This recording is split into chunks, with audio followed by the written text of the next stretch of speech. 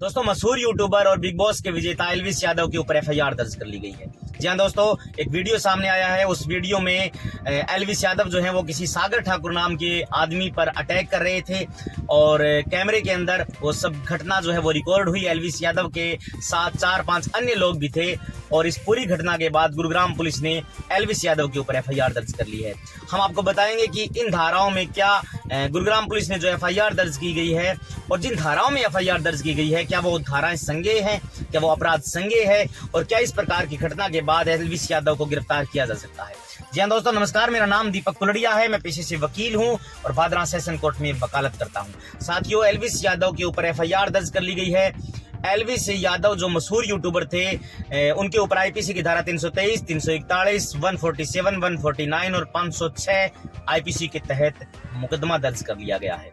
दोस्तों, अब लोगों का यह सवाल है कि क्या इस घटना के बाद एल्विस यादव को गिरफ्तार किया जा सकता है। तो दोस्तों, मैं आपको बता देना चाहता हूं कि जो तमाम धाराएं लगाई गई हैं उस एफआईआर के अंदर गुरुग्राम पुलिस के द्वारा, वो सारी धाराएं बेलेबल ऑफेंस है, यानी कि जमानती अपराध है। उन धाराओं में किसी भी व्यक्ति को गिरफ्तार नहीं किया जा सकता है। तो लेकिन दोस्तों, कुछ एक कंडीशन ऐसी हैं, कुछ एक परिस्थितियां ऐसी हैं जिसमें अभियुक्त को इन धाराओं में भी गिरफ्तार किया जा सकता है। दोस्तों, पहले जब मामले होते थे, एफआईआर दर्ज होती थी, तो किन्हीं भी धाराओं में पुलिस जो है वो अभियुक्त को उठा लेती थी, गिरफ्तार कर लेती थी और न्यायालय में पेश कर देती थी। लेकिन दोस्तों, सुप्रीम कोर्ट का एक बहुत ही फेमस जजमेंट है Arnesh Kumar versus state of Bihar, जिसमें सुप्रीम कोर्ट ने क्लियर कट गाइडलाइन दी है पुलिस को कि किसी भी व्यक्ति को आप गिरफ्तार तब तक नहीं कर सकते जिन अपराधों में सजा 7 साल की है। लेकिन दोस्तों, उसमें यह भी कहा गया है कुछ एक परिस्थितियों में पुलिस गिरफ्तार कर सकती है। 7 साल तक की कम के सजा के मामले जो हैं, जिनमें सजा 1 साल, 2 साल, 3 साल, 4 साल हैं, उनमें भी पुलिस गिरफ्तार कर सकती है।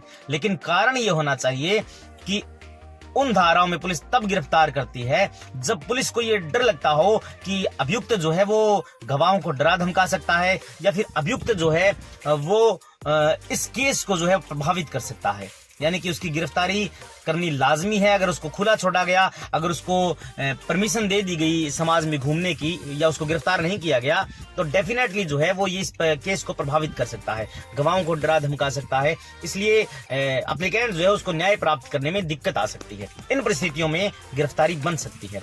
लेकिन दोस्तों, एल्विस यादव को जब ये धाराएं लगाई गई हैं, वो सारी धाराएं जमानती अपराध हैं। लेकिन अगर पुलिस चाहे, पुलिस को ऐसा लगता है कि ये डरा धमका सकता है एल्विस यादव जो है वो गवाहों को, या फिर इस केस को प्रभावित कर सकता है, पॉलिटिक्स को इसमें इन्वॉल्व कर सकता है, तो डेफिनेटली पुलिस भी इन धाराओं में गिरफ्तार कर सकती है। दूसरी बात रही धारा से हट करके एक बात, अगर कहीं पर घटना होती है तो पुलिस जो है वो 151 सीआरपीसी में भी गिरफ्तार कर सकती है। यानी दोस्तों, शांति भंग का आरोप लगा करके जो मामला हुआ है, वीडियो वायरल हुई है, हाईलाइटेड मैटर है, तो इसमें पुलिस जो है वो 151 सीआरपीसी में भी चाहे तो एल्विस यादव को गिरफ्तार कर सकती है। तो दोस्तों, जब ये पूरी घटना हुई, एफआईआर दर्ज हो गई, तो सागर ठाकुर नाम के व्यक्ति ने एक वीडियो अपलोड करी जिसमें उसने कहा कि ये तमाम जो घटना हुई थी इसमें कमजोर धाराओं में पुलिस ने एफआईआर दर्ज की है। इन धाराओं में आईपीसी की धारा 307 भी ऐड करनी चाहिए, यानी कि अटेम्प्ट टू मर्डर का इसमें जो केस है वो बनना चाहिए। कमजोर धारा में पुलिस ने गिरफ्तारी की है।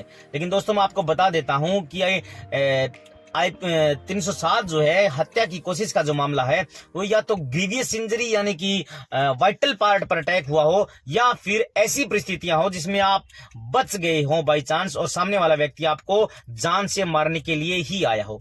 लेकिन उस वीडियो में ऐसा कुछ लग नहीं रहा है, ऐसी कोई इंटेंशन नहीं है, ऐसी कोई चोट नहीं है। हालांकि चोट भी होना जरूरी नहीं है आईपीसी की धारा 307 में, लेकिन परिस्थितियां ऐसी होनी चाहिए कि वास्तव में अगर ये व्यक्ति मुझे मारने के लिए आया है और मैं तो जो है इत्तेफाक से बच गया हूं, तो आईपीसी की धारा 307 इस पर नहीं बनती है। लेकिन उसके बाद एल्विस यादव ने एक वीडियो जारी की, उसने ये कहा कि आईपीसी की धारा 307 में जो एफआईआर जो है वो नहीं बनती है, वो व्यक्ति बिना मतलब के ऐसे जो है वो बात कर रहा है।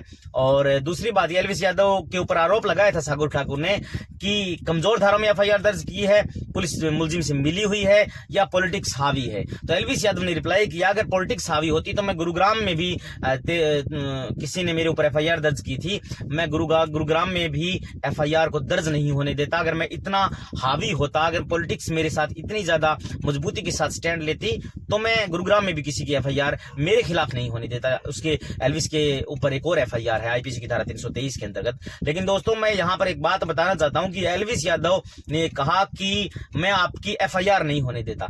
दोस्तों कोई भी व्यक्ति किसी के साथ अगर क्राइम हुआ है और सामने वाला व्यक्ति कितना भी स्ट्रांग है, पॉलिटिक्स है या फिर उसके पास बहुत पैसा है, पुलिस के साथ उसकी सांठ-गांठ है, तो भी वो एफआईआर होने से नहीं रोक सकता है। जी हाँ दोस्तों, अगर आप ये सोचेंगे कि क्यों नहीं रोक सकता है, हम तो साधारण आदमी, हमारी पुलिस सुनेगी नहीं, एफआईआर दर्ज नहीं करेगी, तो दोस्तों आपने जो एप्लीकेशन पुलिस थाने में दी है एफआईआर दर्ज करवाने के लिए पूरे घटनाक्रम की, अगर पुलिस एफआईआर दर्ज नहीं करती है तो आप उस एफआईआर की एक कॉपी लेकर के आप वकील हायर करके कोर्ट से सीआरपीसी की धारा 150 सेक्शन 156 के सबसेक्शन 3 में ये प्रोविजन है कि आप कोर्ट के माध्यम से एफआईआर दर्ज करवा सकते हैं। तो एल्विस यादव की ये बात वहां पर खंडित हो जाती है कि मैं अगर चाहता तो एफआईआर दर्ज नहीं होने देता मेरे खिलाफ। दोस्तों कानून में प्रोविजन है, कानून इतना स्ट्रांग है कि अगर कोई व्यक्ति आपके एफआईआर रोकता है तो आप कोर्ट की शरण लेकर के भी एफआईआर दर्ज करवा सकते हैं। इसलिए अगर पुलिस चाहे तो एल्विस यादव को गिरफ्तार कर सकती है। पुलिस को ऐसा नहीं लगता कि इसमें एफआईआर नहीं होनी चाहिए तो सीआरपीसी की धारा 41A का नोटिस देकर के पुलिस छोड़ देती है। थैंक यू दोस्तों।